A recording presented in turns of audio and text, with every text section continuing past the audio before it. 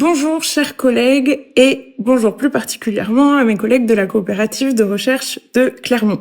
Moi c'est Robin, je suis artiste et ici un peu créatrice de contenu et j'ai aussi été productrice de films adultes. Il y a un an, je vous avais envoyé cette vidéo et aujourd'hui je voulais prendre le temps de l'actualiser. Tout commence le 3 février 2022, lorsque la société de production que j'ai co-créée, Puppy Please, est citée au Sénat. Contexte. En quelques mois, 2 rapports incriminant les travailleuses et l'industrie des représentations du sexuel ont été rendus publics.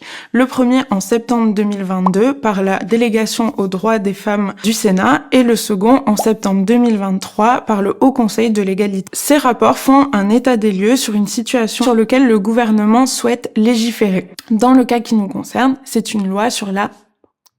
Avec des collègues et des camarades, nous avons rédigé un contre-rapport qui s'appelle « Pornographie, protéger l'humain au milieu du décor ». Pour cela, Yale ont consulté des travailleuses du S, des actrices, des sociologues, des avocats, ainsi que des associations abolitionnistes, afin qu'ils partagent leur point de vue sur un sujet. Ce débat conflictuel m'intéresse car il est une actualisation d'un conflit historique du féminisme. Il commence avec les féministes sexoires, qui opposent d'un côté les féministes pro-choix, qui conçoivent les contenus adultes comme un travail, et les féministes abolitionnistes, qui les conçoivent comme un esclavage érotisant la domination masculine. Encore aujourd'hui, au Sénat, ce conflit duel ressemble à une impasse. Dans cette vidéo, je vous partageais mon envie d'expérimenter des méthodologies de gestion de conflits appliquées au sexuar. C'est ce que j'ai pu expérimenter pour la première fois durant mon exposition NSFW à 13. Les 4 et 5 mai derniers, j'ai essayé de résoudre le conflit des sexuars.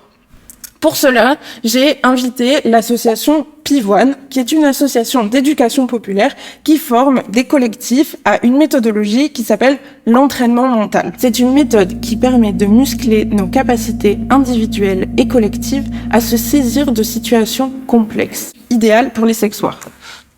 Nous avons appliqué cette méthodologie au conflit des sexuars. Le collectif s'est mis au travail sur la situation spécifique de Puppy Please. L'ensemble des discussions a été enregistré au son.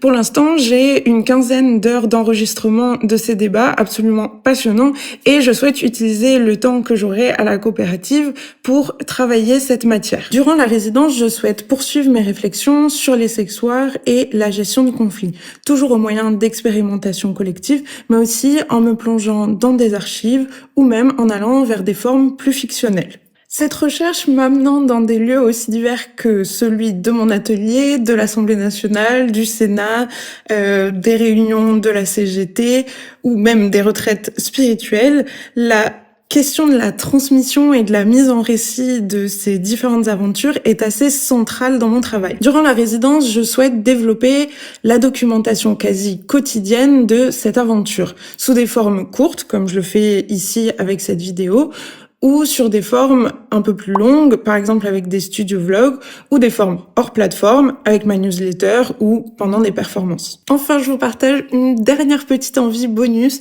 mais je souhaiterais réaliser des frises peintes, un peu à la façon dont je réalise mes scrapbooks, comme vous pouvez voir ici, mais à plus grande échelle. Comme vous pouvez le voir, il y a beaucoup d'envie, beaucoup d'aventures. J'espère que vous aurez envie de les partager avec moi, et peut-être à bientôt!